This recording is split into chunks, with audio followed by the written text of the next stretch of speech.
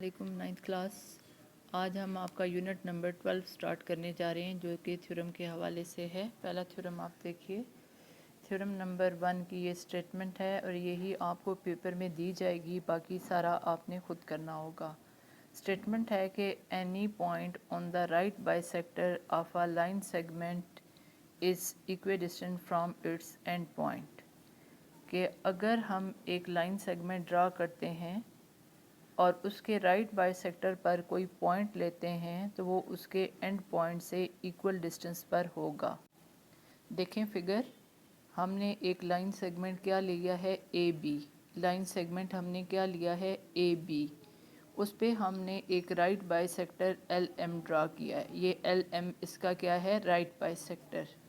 Right bisector से मुराद क्या है कि एक ऐसी लाइन जो लाइन सेगमेंट के जो मिड पॉइंट है उसमें से पास हो और 90 डिग्री का एंगल बनाए, यानी बिल्कुल स्ट्रेट हो 90 डिग्री का एंगल। ये 90 डिग्री का साइन है कि एक ऐसी लाइन हो जो लाइन सेगमेंट के मिड पॉइंट यानी बिल्कुल सेंटर से पास हो और राइट और लेफ़्ट पे 90 डिग्री का एंगल बनाए, यानी कि बिल्कुल स्ट्रेट हो। ठीक है। अब देखें कि ए बी हमने लाइन सेगमेंट लिया है और एल एम हमारे पास क्या आ गया है, ये हमारे पास राइट बाइसेक्टर इसका आ गया है। राइट बाइसेक्टर जो है ये लाइन है। लाइन देखें दोनों तरफ एरो लाइन को शो करें, यानी दोनों तरफ से आप इसको बढ़ा सकते हैं। और लाइन सेगमेंट के एंड पॉइंट होते हैं, इन्हें आप यहाँ से एक एंड पॉइंट ए है और एक बी है, इससे आगे बढ़ा नहीं सकते। ठीक है। अब आपने क्या किया कि और से देखें कि मिड पॉइंट को सी का नाम दे दिया, यानी सेंट्रल पॉइंट या मिड पॉइंट इसका क्या है, सी। तो सी अगर मिड पॉइंट है तो A C is equal to B C. तो ये जो दो लाइनें सी डली हुई हैं ये शो कर रही हैं इन दोनों की लेंथ इक्वल है। क्योंकि ये डिमॉन्स्ट्रेटिव ज्योमेट्री है, प्रैक्टिकल नहीं कि हम बाकायदा मेजरमेंट करके लिखें, तो हम ये लाइन लगा के ये शो करें कि ये दोनों लेंथ में क्या हैं, इक्वल। ठीक हो गया। अब देखें कि लाइन जो है दोनों तरफ से आप बढ़ा सकते हैं, लेकिन जितनी हमें ज़रूरत है उतना हम उसमें से एक पॉइंट एल और एक एम लेके इस लाइन का नाम एल एम रख लेते हैं, जो कि ए बी लाइन सेगमेंट के मिड पॉइंट सी से क्या हो रही है, पास हो रही है। अब वो कहता ये है कि लाइन सेगमेंट ए बी है और लाइन एल एम है जो कि मिड पॉइंट सी से पास हो रही है। उस पर आप एक पॉइंट पी लेते हो, कहीं भी ले, इसके ऊपर इस लाइन के ऊपर एक पॉइंट लेते हो, तो ये पॉइंट इसके एंड पॉइंट से इक्वल डिस्टेंस पर है, यानी A P is congruent to B P. ये हमने साबित करना है। इक्वल की बजाय यहाँ पे क्या लफ्ज़ इस्तेमाल किया जाता है, कॉन्ग्रुएंट का लफ्ज़ इस्तेमाल किया जाता है, लाइक दिस। ठीक है ना। यानी कि आप क्या करते हैं कि इक्वल का साइन डालते हैं और ऐसे ऊपर डाल देते हैं, तो ये कॉन्ग्रुएंट को शो करता है। इन जनरल इक्वल आप कह सकते हैं। ठीक है। तो देखें कि सबसे पहला स्टेप इसमें क्या होता है कि आपने फिगर ड्रा करनी होती है। ठीक है। उसके बाद आपने क्या लिखना होता है, गिवन। उसके बाद क्या लिखना होता है, टू प्रूफ, और फिर कंस्ट्रक्शन, और लास्ट में क्या होता है, प्रूफ। ये स्टेप होते हैं इसके। ठीक है। अब देखें कि सबसे पहले गिवन हमारे पास, यानी कि ये हमें खुद क्या दे रहा है कि एक लाइन एल एम हमें कह रहा है, ये नाम हमने खुद रखा है लेकिन उसने कहा है कि एक लाइन है, ठीक है, L M intersect the line segment A B at the point C such that L M is perpendicular. Perpendicular का साइन है, परपेंडिकुलर ऑन ए बी। ये देखें line L M A B पर क्या है, परपेंडिकुलर है। और साथ ही वो कह रहा है कि जब ये परपेंडिकुलर है तो A C is congruent to B C, यानी ए सी और बी सी की लेंथ क्या है, equal. And P is a point on L M, और एल एम पर हमने एक पॉइंट क्या ले लिया है, पी ले लिया है। ठीक है। रिपीट करती हूँ कि वो कहता है कि एक लाइन एल एम है, यानी ये इसका राइट बाइसेक्टर है। उसने कहा है ना कि राइट बाइसेक्टर, तो राइट बाइसेक्टर ये लाइन है एल एम जो कि इस के मिड पॉइंट सी से पास हो रही है और 90 डिग्री का एंगल बना रही है। तो हम कहते हैं कि a line L M intersect the line segment A B. इसके ऊपर बाकायदा लाइन का साइन डाल दीजिए ताकि आप आपको डाउट ना हो, और इसके ऊपर लाइन सेगमेंट का साइन डाल दीजिए, ठीक है। तो वो कहता है कि a line L M intersect the line segment A B at point C such that L M is perpendicular on A B. तभी राइट बाई सेक्टर प्रूव होगा ना, कि जब वो परपेंडिकुलर होगा यानी 90 डिग्री का एंगल बनाएगा, और साथ A C is congruent to B C, के दैट्स मीन सी इसका क्या है, मिड पॉइंट है, और इस पर हमने पॉइंट पी ले लिया है, तो ये उसने हमें गिवन में दिया है। तो देखें कि जो पहला हिस्सा होता है स्टेटमेंट का वो आपके पास क्या होता है, गिवन, और दूसरा हिस्सा जो है वो आपने क्या करना होता है, प्रूव करना होता है, साबित करना होता है, ठीक है। अब देखें कि फिगर होगी, फिगर के बाद हमने क्या ले लिया, गिवन ले लिया, गिवन के बाद है अब टू प्रूव, साबित हमने ये करना है कि इस पॉइंट P का एंड पॉइंट से डिस्टेंस क्या होगा, इक्वल, यानी हमने प्रूव करना है कि PA कॉन्ग्रुएंट टू PB, ये हमने प्रूव करना है, ठीक है।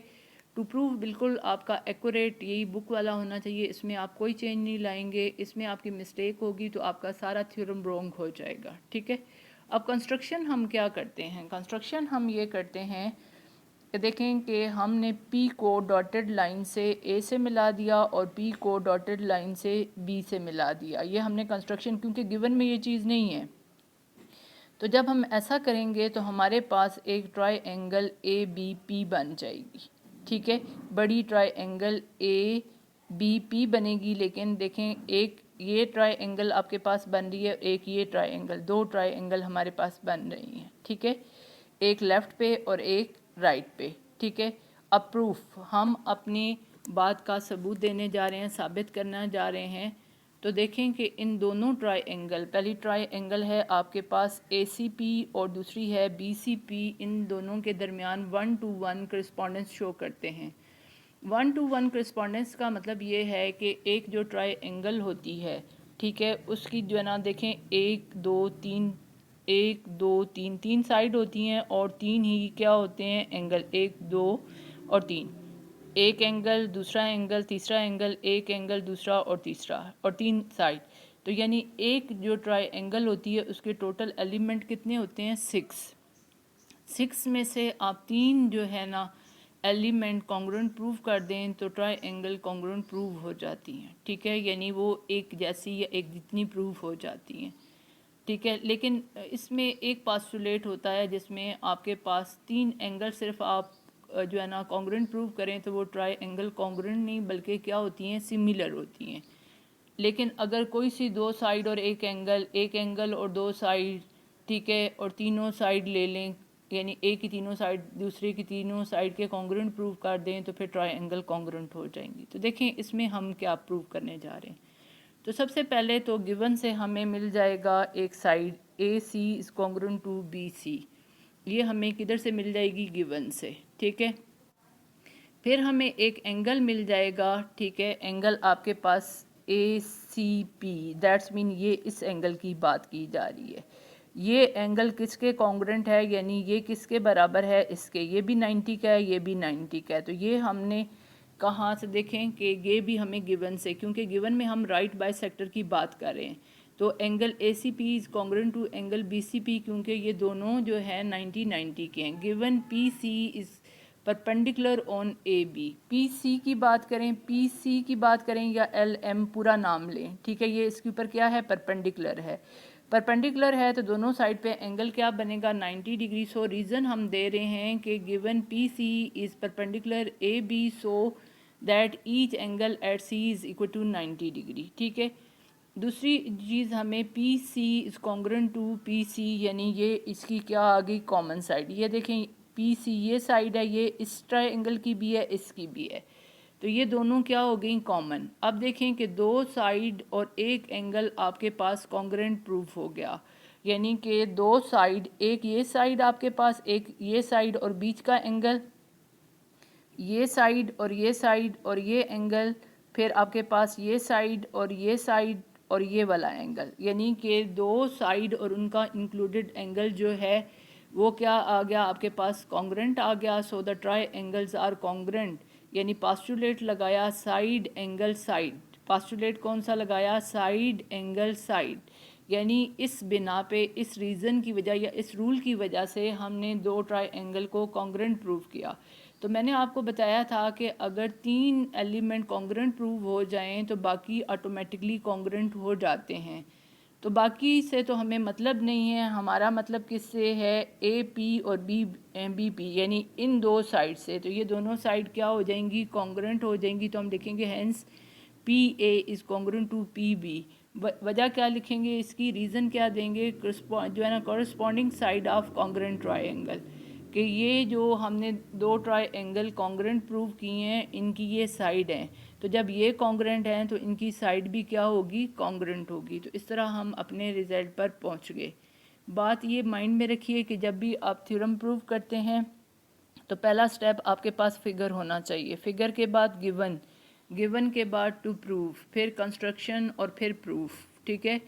और रिजल्ट बिल्कुल वही आना चाहिए जो आपके पास टू प्रूफ में है, यानी जो वो आपसे मांग रहा है, ठीक है। तो ये हम खुद से उसको देते हैं, ठीक है, स्टेटमेंट देते हैं। और फिर रीज़न का मतलब ये होता है, ज्योमेट्री से हम ये प्रूव करते हैं कि किस बिना पे हम ये लिख रहे हैं, ठीक है।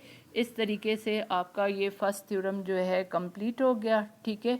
तो कल हम इसका कन्वर्स करेंगे तो आपको और बेहतर समझ आ जाएगी।